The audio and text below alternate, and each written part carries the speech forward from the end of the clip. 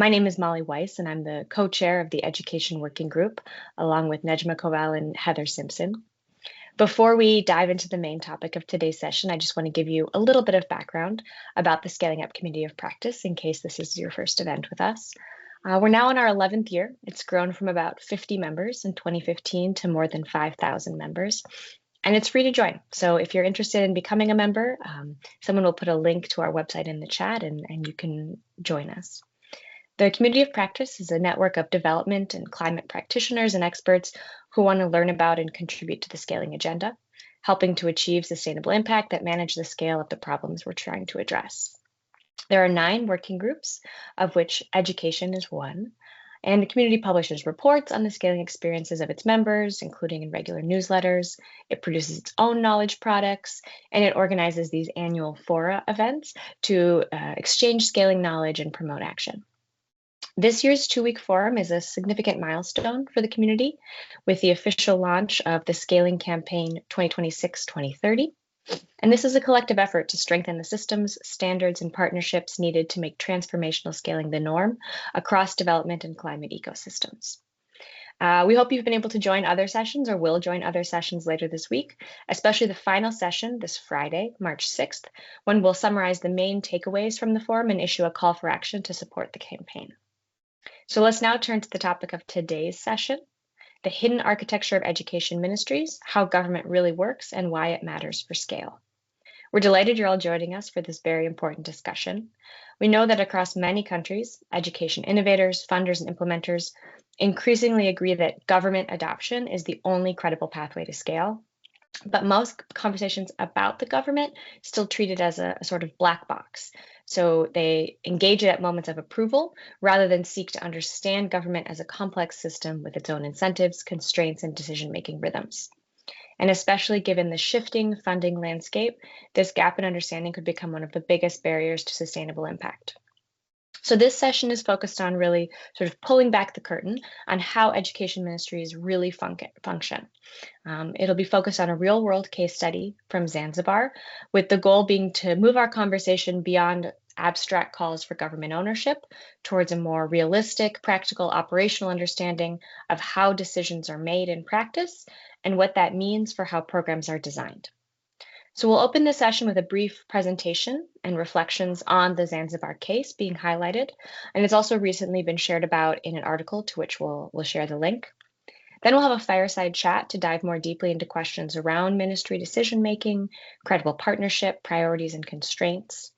We'll then break into small group discussions before returning to the plenary to share and reflect together. Throughout the session, we invite you to use the chat function to let us know where you're calling from, share reflections and reactions and questions. And we also know that the session is being recorded and the recording will be available later on our website. So with that, I'd like to introduce our first speaker, Dr. Mwana, the Deputy Principal Secretary at the Ministry of Education and Vocational Training in Zanzibar. She's an experienced educationist with over 25 years of professional service. Her career began in the classroom as a teacher and progressed through multiple academic roles, including tutorial assistant, assistant lecturer, and lecturer at the State University of Zanzibar. She also has served as a teacher educator and worked as a research supervisor and examiner for education research projects. She also served as coordinator of the teaching practice unit and as a member of the School of Education Board at the university. Though I could go on about her many accomplishments, I'm going to stop there and turn it over to Dr. Mwana to get us started. And thank you again to everyone for joining us today. Thank you so much. Good afternoon, everybody. I will, as introduced, my name is Marhamis Adam Omer, Deputy Principal Secretary, Ministry of Education and Vocational Training.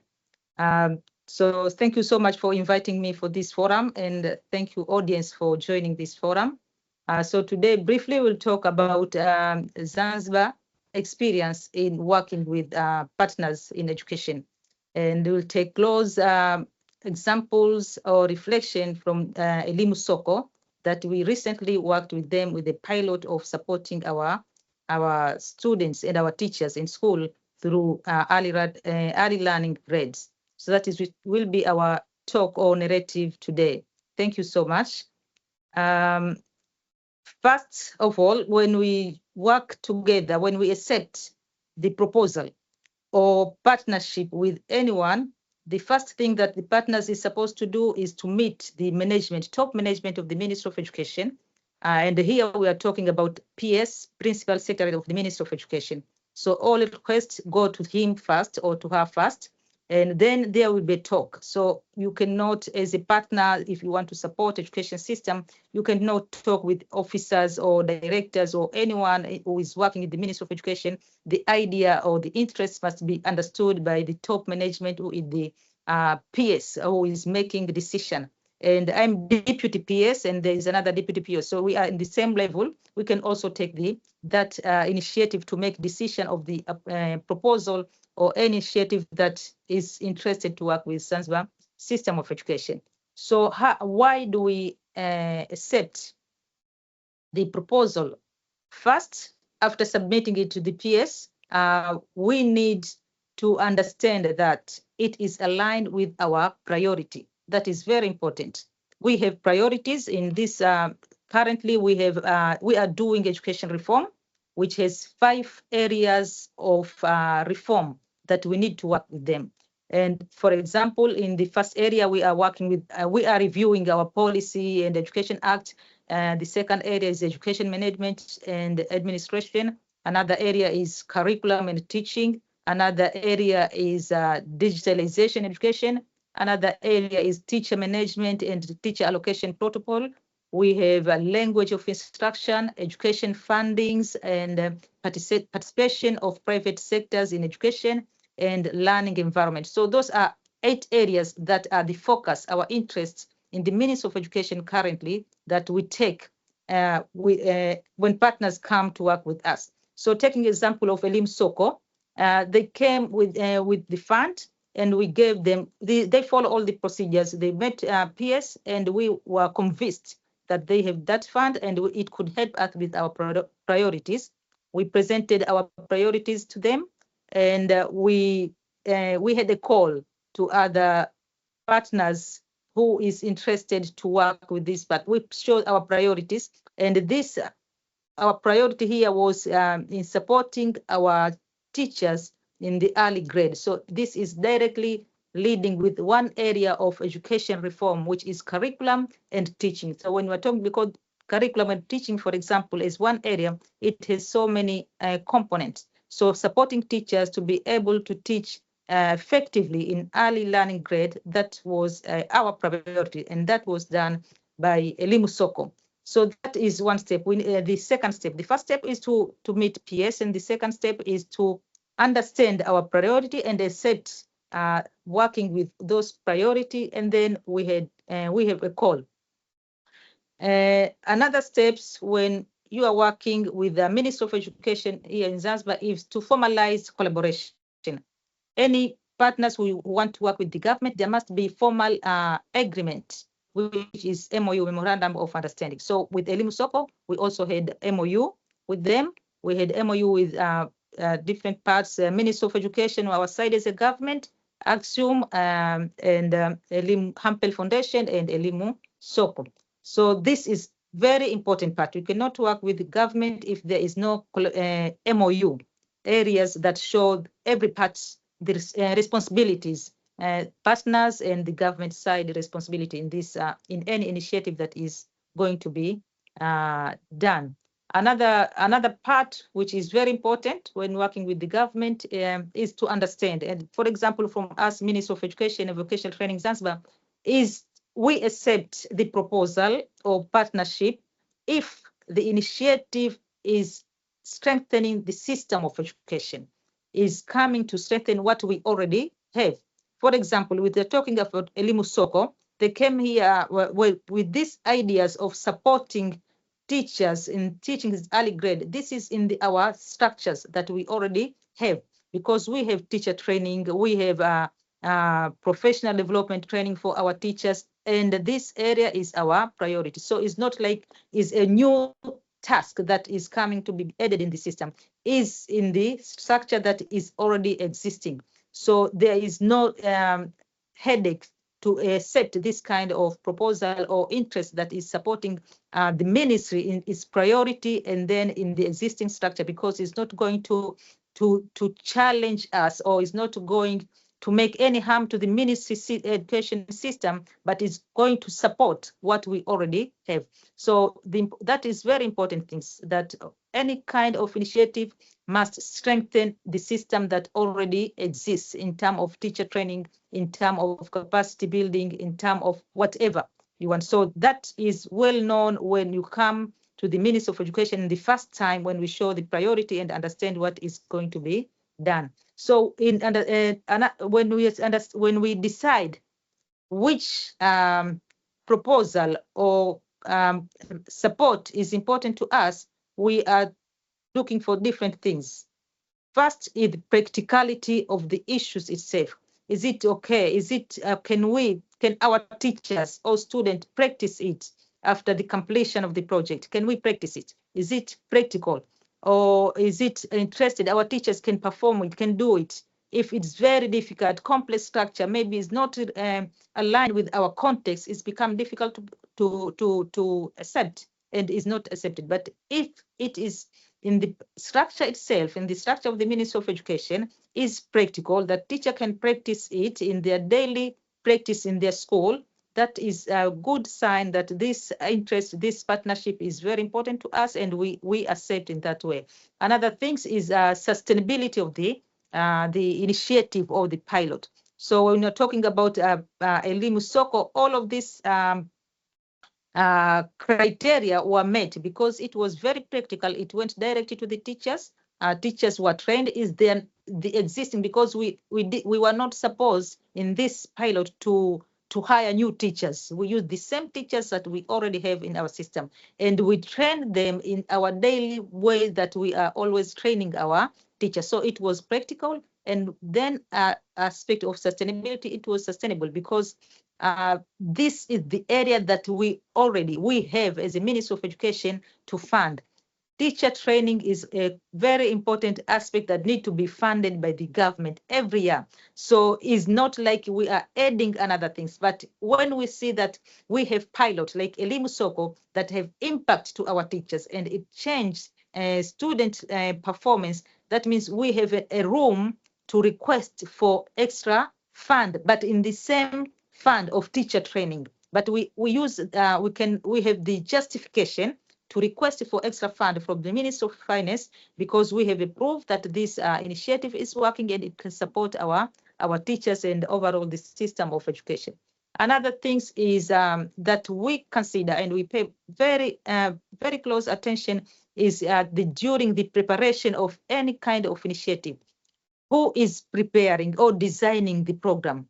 We insist, and that is what the government always wants, including as Minister of Education Zanzibar, that our staff, our colleagues in the Ministry of Education are involved in the process of designing the program, because they are going to stay there in the system when the pilot or when the project ends or is completed. So it's very important that our staffs, our colleagues in the Ministry of Education are involved in the whole process of designing the program, implementing it. That is very important. And in Elimu Soko, we have here in the Ministry of Education, we have the Department of Teacher Education.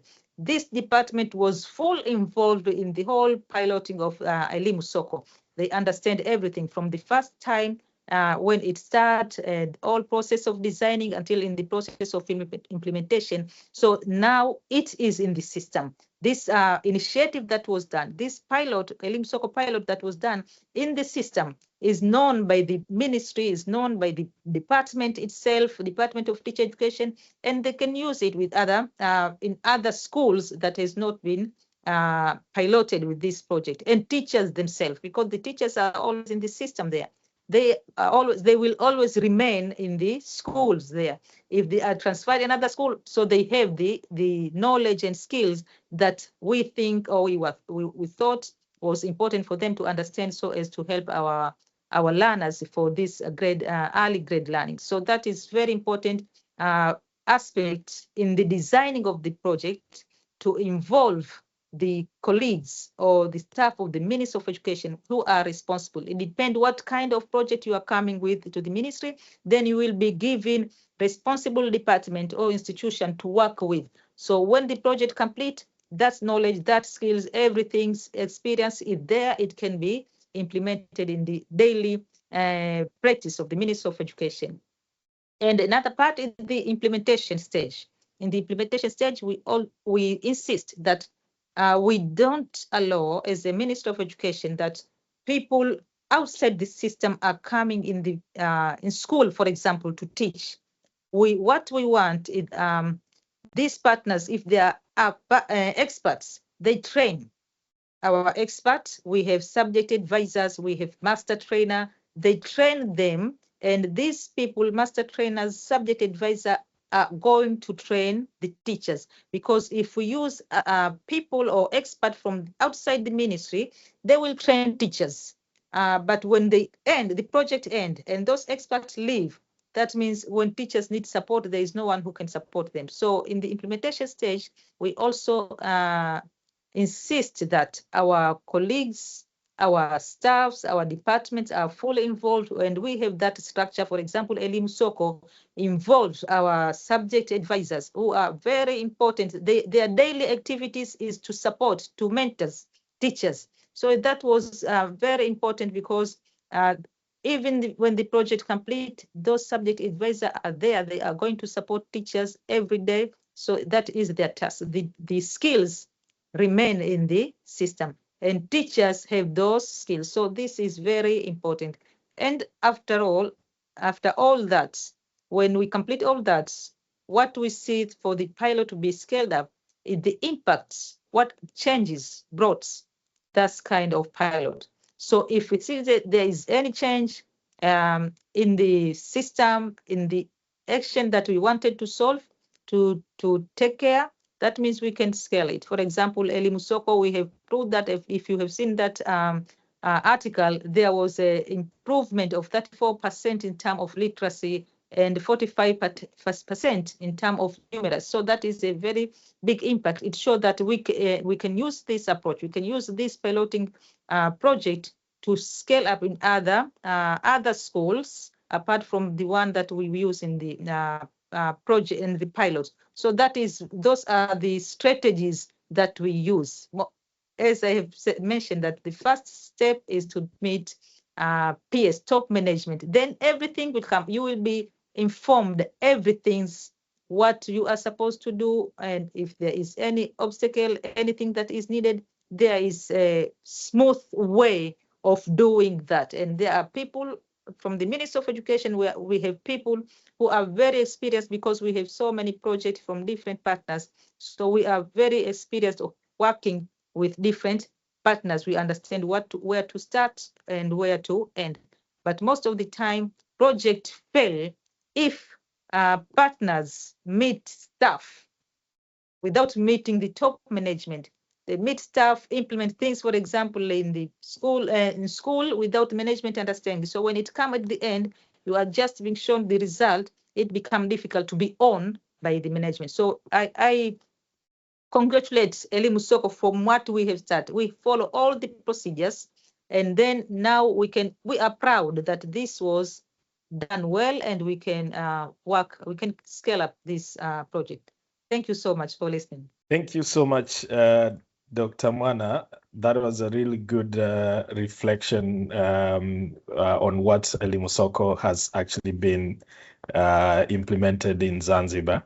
I can do a quick reflection of that. And there are a few points that I've actually captured from your narrative.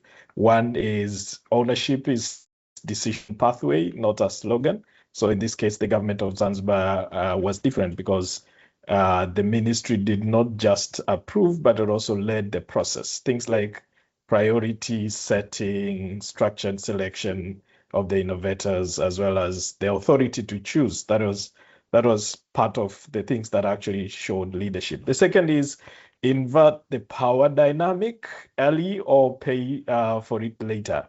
So when the government buys into the program, the commitment is shallow, but when the government drives the agenda, then the work survives beyond the pilot. And you also spoke about sustainability. And here, one quick reflection is sustainability starts where money and people are already are. The pathway was designed. The program that you're actually speaking was designed around existing teacher development machinery. So scale becomes improvement of normal operations, not permanent external delivery. But also, the other point that I've captured is the system integration beats project excellence. So strong pilots, and this is something that I actually captured from your narrative. Strong pilots still the style if they actually sit beside the system. But adoption requires integration into ministry routines, things like training, supervision, monitoring, all these things that actually were part of the Elimu Soko program. And the last point on reflection is around flexibility. So what I actually captured is flexible pragmatism is actually implementation competence. So one thing that I've actually seen is the way these constraints are actually treated. They were actually treated as design inputs, and solving them quickly was actually very helpful without losing the goal. Thank you so much for that. Let us now unpack how these choices actually get made inside the ministry. Who sits where, which decisions are technical versus administrative, and what causes reforms to move or stall. So I have few questions, but also there will be some few questions that we'll take from the audience. Let me start with the first question. So, Dr. Mana, if someone outside Zanzibar says the government owned this pilot, the Elimu Soko, what does that actually mean on day-to-day basis? And who had authority over what? Okay, thank you so much. That means, or we can say that because we accepted this proposal from the initial time. It's not like it was imposed to the Minister of Education.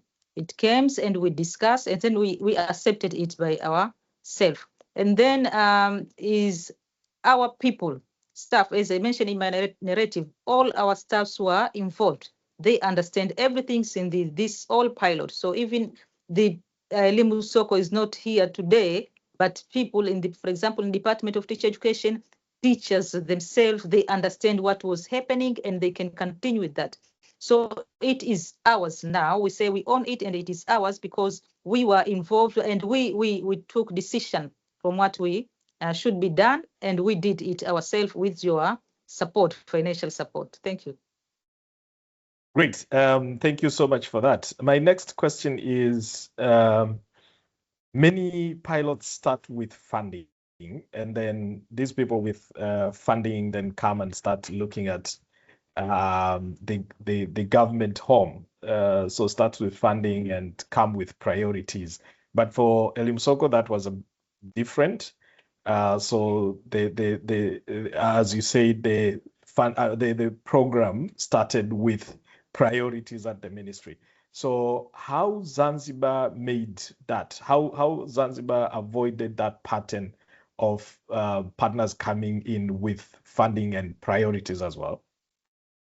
Yeah, because whenever any partners come, we show them our priority because these are the government directives, the 5 areas of education reform that are eight areas that I mentioned earlier in my narrative.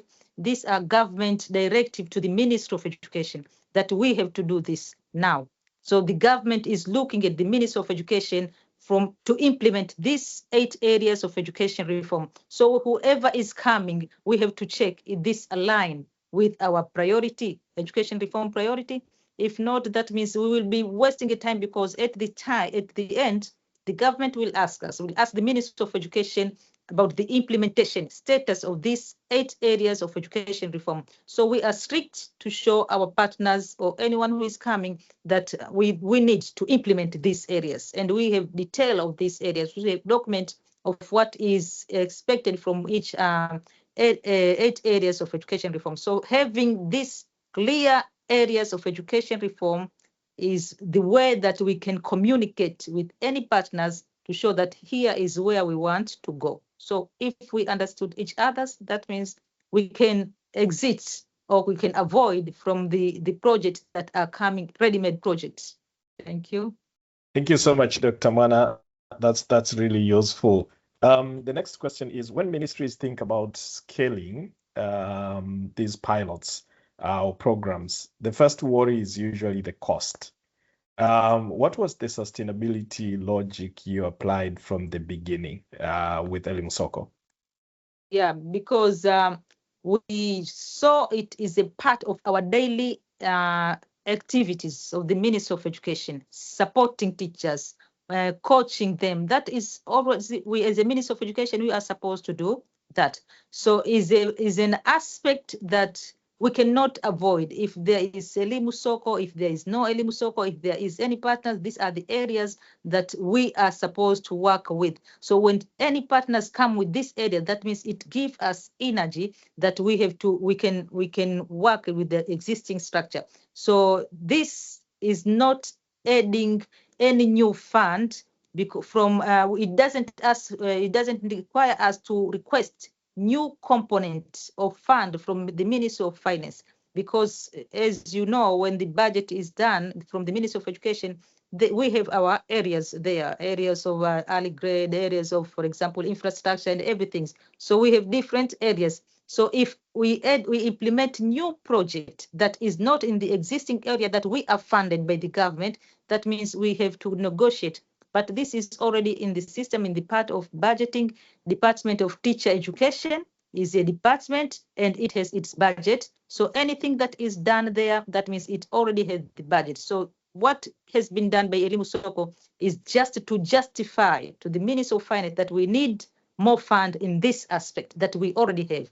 Because if we implement this, we can do better in this area that we have been already implementing. Thank you so much. That's very useful. The other question is, even sometimes with strong pilots, reforms often stall when they hit bureaucracy. What helps an innovation move through the system instead of getting stuck?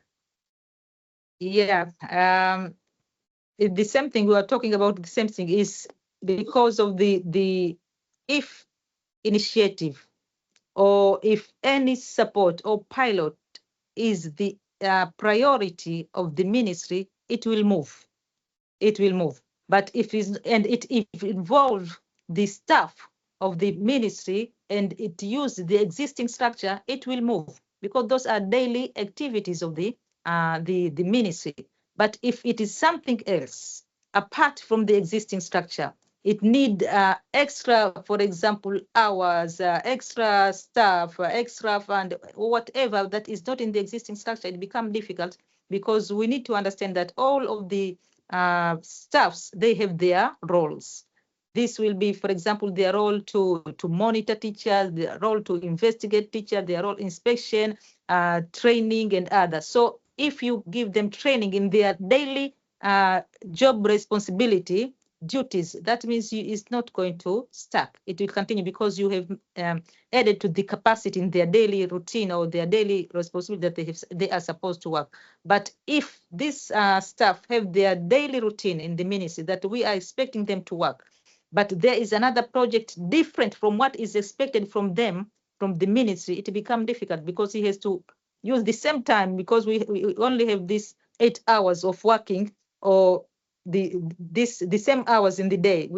There is no more time that they can get to implement what their daily routine in the Ministry of Education, and to implement what the project needs, and is kind of like wasting of time. So something that make the project move is the daily practice of the staff or practice of the ministry that they are supposed to work in their daily life, not new stuff. Thank you so much. So sometimes there are these constraints when you implement these programs. You actually find things like connectivity, teacher time, data collection realities. So there are some of these challenges that actually face the pilots or the programs implemented. For the case of Zanzibar and your experience with Elimu Soko, what mindset helped you keep the momentum? Yeah, because that is normal. We are used of that. We don't expect that things will go smooth every day. We understand sometimes there will be a delay, there will be constraints. So we have to work with that. And because we understand that may happen anytime, we need to move. We are not the aspect that will make us stop because there is no connectivity. So this project has to stop, or this activity has to stop. This training should not be done anymore. We are doing because that we are experienced of that, and is part of the our daily activity. Even if it is not for the project, even if our daily life, when teachers are going to school every day, they are teaching that in their daily tasks that they are supposed to do, and there is not that is go smoothly every day. There'll be some constraint to them, to teachers, to trainers, to directors, to us, everyone. So we take them as daily challenge that should not stop us from moving to our targets. So we take them as normal challenge. They come and we can solve them. And sometimes we can wait for sometimes, if, for example, connectivity, we can wait. Those are normal challenges. They don't stop us from moving from what we have planned to achieve.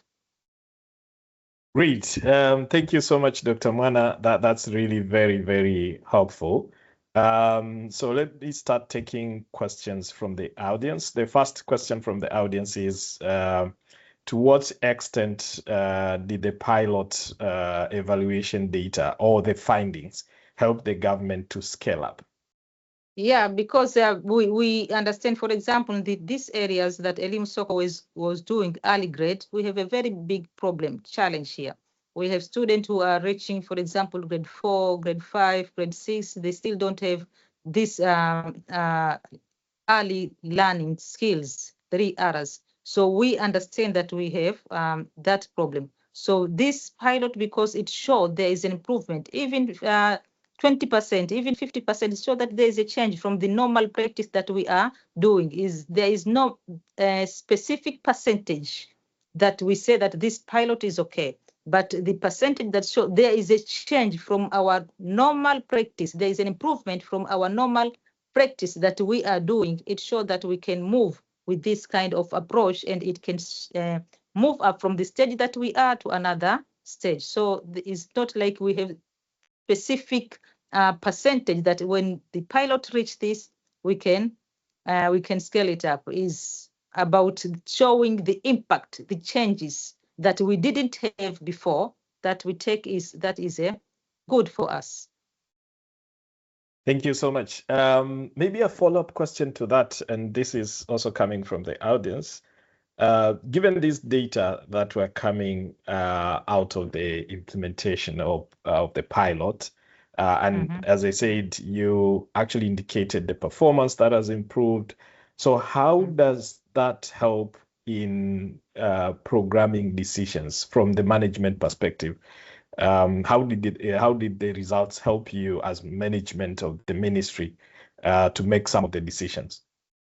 Yeah, because it shows us there is a change because of the problem that we already have. Yeah, and we are struggling. For example, if we're talking about what Elimu Soko was doing, we were struggling. And because we were struggling, and the pilot has showed that there is an impact, there is a change from what we have been doing before the pilot. That means it's completely approved. We say that we can go on with this one because it will bring change to our system. It will change our teachers. It will change the learning of our students. So only when there is a change of the pilot, there is a change of what the pilot was doing, the decision, we make the decision, and that comes from the department itself. The first department itself, it shows that it is satisfied. It shows that it is satisfied from their daily activities. This pilot has helped us to reach this level, and it proposed it to the management, PS or deputy PS, that we can continue this, and then if we are satisfied, that means we can scale up that. So it's just about being satisfied with the results that have been reached by the pilot, that we say that we can scale up the pilot. Thank you so much for that. The other question is, what actually was done under Elimu Soko with the Teach United, who was the innovator? What was different that led to the results? Just an example, like how did they interact and partner, or anything else that led to good results from this pilot? Okay, thank you so much. The unique aspect of this project that they taught the teachers how to interact with the students, showing that learning is a friendly way, changing teachers' mind, that learning should not be very complex aspect, not complex environment, making students enjoy the learning environment. So it could motivate students to learn. It make easier this task of teaching to teachers, that they could teach is a simple phenomena. It's not like a complex that we always do, because when we take when we are serious in teaching, it affects our students. Even you as a teacher, it affects you. So the unique thing that has helped this pilot to be successful is the approach to make learning friendly. Teachers could understand how to interact with student friendly. They could change their mind, make student motivated to learn, and then they could perform well. So changing a mindset of the teachers, that is the unique thing. Most of the time, what we are doing is to train teachers, to give them content and the methodology of teaching. And so when they go to the classroom, they follow the protocol of teaching methodology. You should do this and this and this. Sometimes it becomes burden to the teachers and to students. But this approach was taught teachers to be so friendly to students, and they could help the student to be motivated to learning. And at the end, they could participate well and change the performance of their learning. That is what I can say from it. Thank you so much. There's another question from the audience, and this question says, how were changes to teaching routines managed in practice? What do they decide to do differently daily versus where do administrators decide which parts of the routine teachers should change? Okay, so because teachers themselves, I could witness the videos where teachers were recorded. They confess themselves that this kind of teaching or approach, it changed their teaching methodology, their mind, how they are teaching their kids. So there is an evidence from the teacher themselves who participated in this project, who confessed that this kind of approach changed their way of teaching. So there is no doubt to the management if teachers themselves are interested. And that is why, in my narrative, I say we check the practicality of the pilot, that teachers can do it, they can practice it. So from this approach, teachers show that they could practice it, and it's very simple to them to practice, and it impacts the learning of their children. So to us, the management, it showed that there is always can be practiced, and it can bring changes to the student learning. So from the teacher themselves, there is a confession that this is working. And from those who are supervising teachers, the Department of Teacher Education, subject advisors, there is a witness that there is a very big change from what the perception of teachers before the training and after the training, the way they are doing in their classroom. So for the management, from us, what we want is the change. After all, everything that we are doing as a Ministry of Education is the students' learning. So if anything's lead to students' learning, any intervention that is leading to students' learning, better student learning, That means to us, we don't have any option except to accept it and to put it as a part of our system. Great. Thank you so much, Dr. Mwana.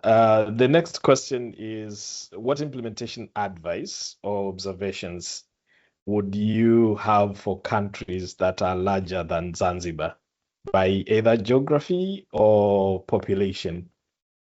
Yeah, thank you so much. I would like to see that when the pilots go, or when any intervention go, is to have pilot first. Yeah, you are not doing any intervention to the very big group of students or teachers, or anyone whose intervention is intended to. You take a very small group and you see how is can show the impact to the learning process of the teachers and students. So if this is successful, then you can go to pilot in another area, because in the big countries there are different regions, and then maybe those different regions may be different term of context, in term of cultural practice, in term of everything, even the behavior of the people themselves. So this the result of pilot should show that this practice, this pilot is practical to all parts of this country. So it's not wise to test or to pilot only a small part of the country. You go through, because at the end you want to put it in the system of education. Even if it is a big country, they have one system of education. So the pilot should be practical. Sustainability should be in all region or every part of the country, and that is very important. In Zanzibar, for example, as if you go to one area, one district here, we understand that that findings or that practice can also work in other area, because we are very small. But in other and we are same in different way, we are the same. But in big country is very important. I think that the pilot should be done in different area to make sure that this can work in all parts. So before scaling out in the whole system. Thank you. Thank you so much. I think you have also responded to the other question, which actually was relating to that. This question was, what might be more challenging for large countries, and how can they address geography and dispersed population? I think you have responded that in your explanation. Maybe we go to the next one. The next question is, what financial barriers would you say could have prevented government scale this innovation, and how did Zanzibar overcome them? This one, Elimu Soko? Or Yes. which one? Or any? Yes, okay, of course you because can take a reference to Elimu Soko, but I think it's actually scaling the innovation. So what financial barriers would you say could have actually prevented government scale the innovation? Always the ministry, all ministries, including Ministry of Education, are given the budget according to the government budget. So the way we are planning our budget, that there are meetings with before the budget year. There is a meeting with the Ministry of Education, all ministry with the Ministry of Finance, and you are given your ceiling. We say ceiling. This is your ceiling, so you need to plan this. So if the pilot or the activities that you are planning is not included in the areas that are funded by the Ministry of Finance, that could be difficult. And that is why I have been insisting that strengthening the system or working with the existing structure.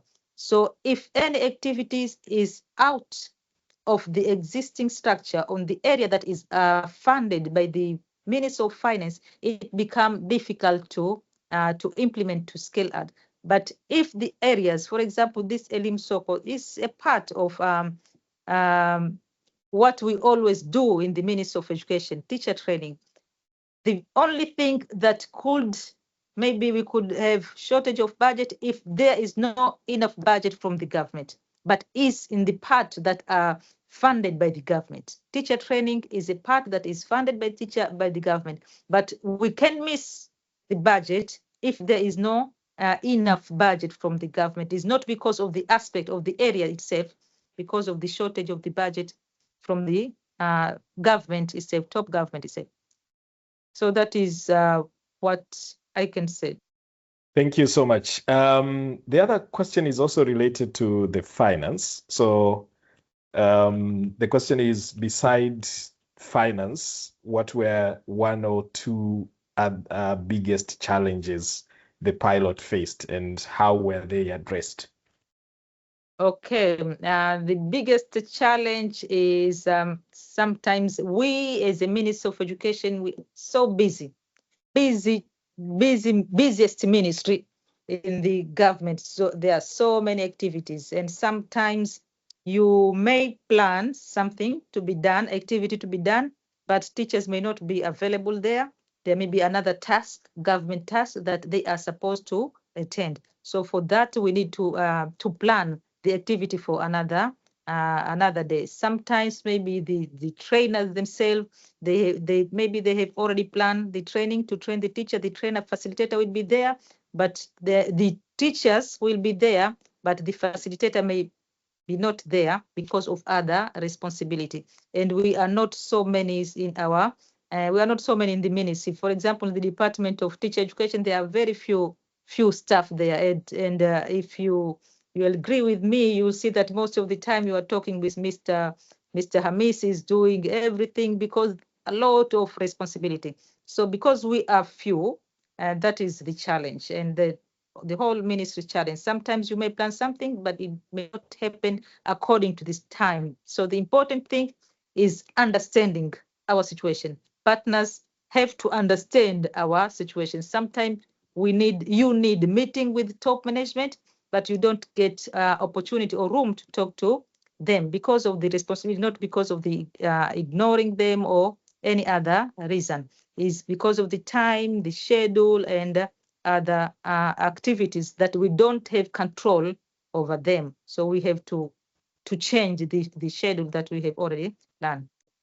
Thank you so much. That's very, very helpful and very useful. Maybe two final questions. The first one is, how is the ministry working with partners to strengthen government systems outside of pilot delivery? Yep. Thank you so much. We are working, Ministry of Education is working with so many partners. As I have mentioned in my narrative there, the first things, if anyone want to work with the Ministry of Education, is to submit formally that interest to work with the Ministry of Education in the area that they want to work. So after submission of that interest, the PS or deputy PS will call you and discuss in detail what the area that you want to support and show you the priority of the ministry. Then we are discussing about having, if we agree in the discussion, we have to plan having MOU, memorandum of understanding. There we identify the area that both parts are responsible to practice or to do during the whole process of the project. There are process that this MOU is sent to the AG. So you may find that is not in the hand of the Ministry of Education. After the draft of MOU with our legal officer here, we have to send to the AG of the Attorney General of the government to approve that it is okay for the government to work with these partners or to sign this MOU. So after getting that approval from AG, Attorney General, then we start working with any kind of partners after understanding our priority, agree with our priority. And in that MOU is where we show the priority in the area that we are going to work, not outside the area that has been identified in the MOU. It happened here that there are some people who have MOU with them, but it showed that they were doing extra activities apart from what we have been agreed in the MOU. So that became a problem with the government for those partners. So it's very important that everything that we want to work, we agreed before and we put them in the document, and then we are going according to what we have agreed in the document. So after that, partners will be given the institution or department that is related from what or focused from what they want to do. If training, you will be working with Department of Teacher Education. If it is about curriculum and other things, you will be working with the Institute of Education that is responsible for curriculum. If about infrastructure and other things, we'll work with the department that is related with. So you will be working with the staff, not like all time you will have to meet top management. The top management is the first time that is entry when you come, but then you are working with the staff according to what you are doing. Great. So this is the final one, and your final word to either governments or partners who want to scale. Would like to hear your final word on how to scale. Okay, thank you so much. Thank you. First, I welcome you all to the Ministry of Education. We are ready to work with any partners. The important things, as I have mentioned, is working with our priorities. So you are most welcome, and we can share our priority to any partners to understand in which area they can work with the Ministry of Education. So if any pilot that has shown the impact to our system, we don't have any doubt in scaling it up, because it's not becoming a new thing. It's not becoming a new aspect in our system. It will be dealing with emphasizing or strengthening our curriculum, strengthening our teacher training protocol and other stuff. So in short, what I can say, you are most welcome to the Ministry of Education. We are ready to work with you, and we'll give everything that you need from us so as you can work smoothly with our department. Thank you so much, Dr. Mwana, and thank you so much for the great insights and experience on the Elimu Soko implementation in Zanzibar. That was really very insightful. Thank you so much. I hand over back to Muna.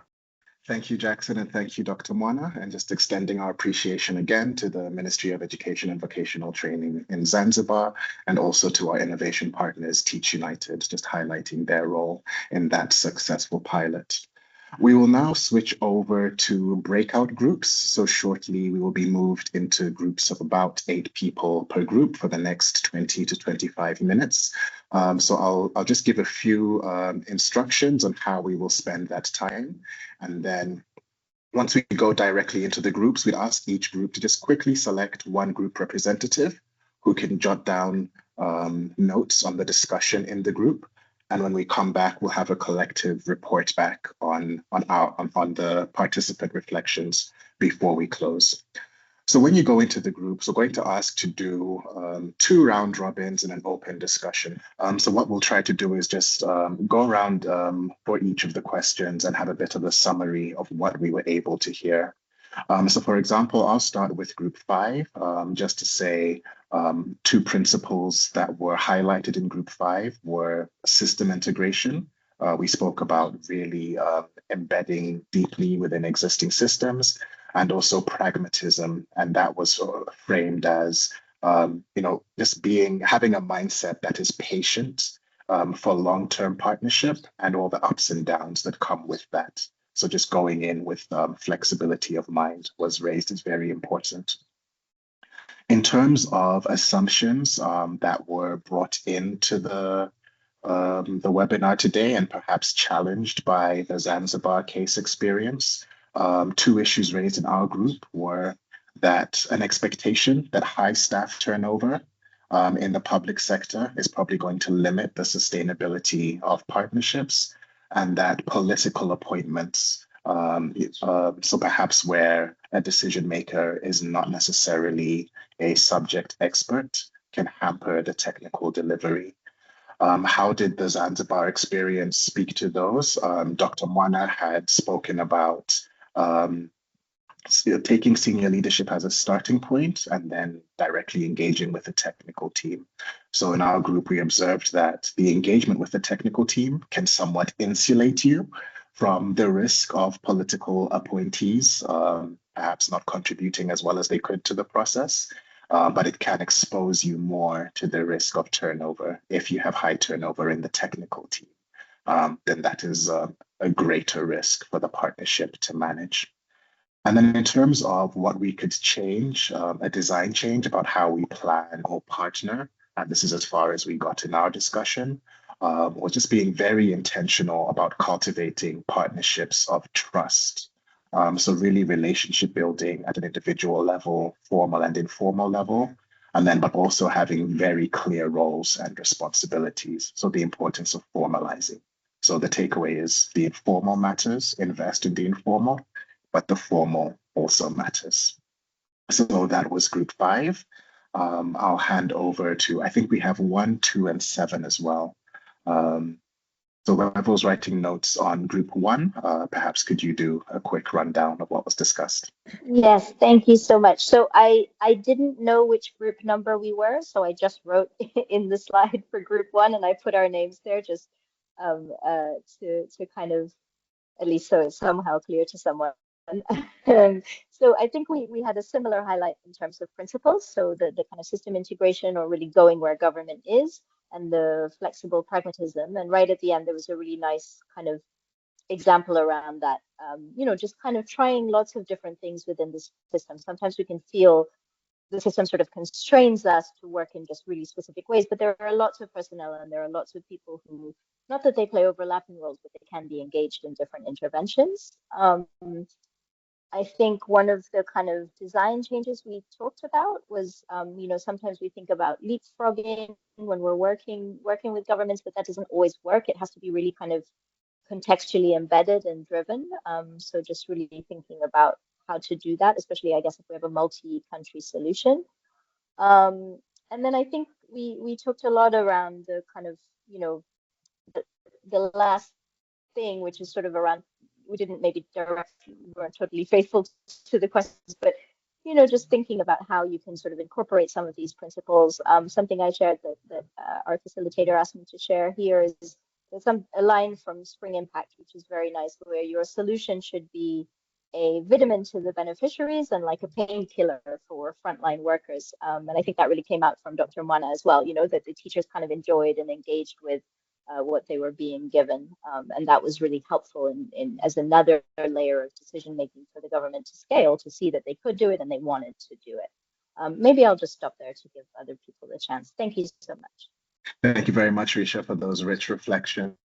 Could we go to group 2? Do we have a representative for group 2? If you could unmute yourself. Yes, sure. Thank you very much. So in the group that I was, unfortunately, we only got to discuss the very first question, and then due to the challenge, things just moved around. But basically, in reflecting on which aspects of the experience resonated well with us, there were a number of things, principles that actually we thought were great.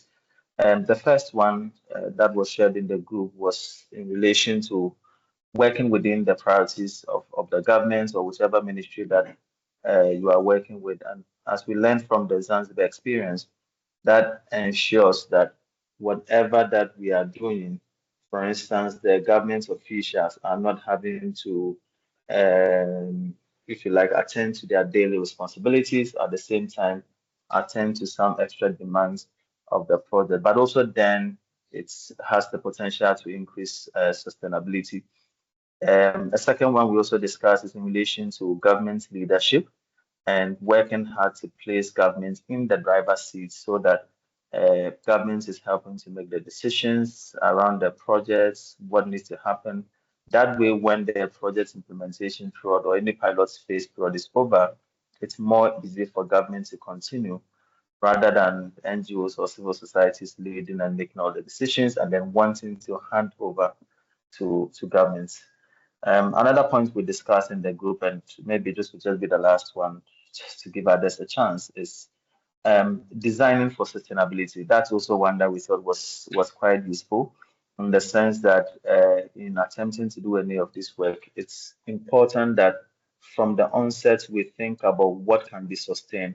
So whether we are deciding on how many days of workshop, how much to pay for what, all of these are critical things that need to be considered so that we don't wait for the end of the project before we begin to have discussions about what's sustainable. So yeah, I would share those three for now. Thank you very much. Thanks, Robert. And that also pertains to a discussion that, would be very interesting to continue in the chat around fidelity. If some elements of the intervention are not sustained, what does that mean for pilot results? What does that mean for scale-up results? And how is that conversation carried through the implementation, Robert, as you've said, from the beginning, so everyone is clear on, on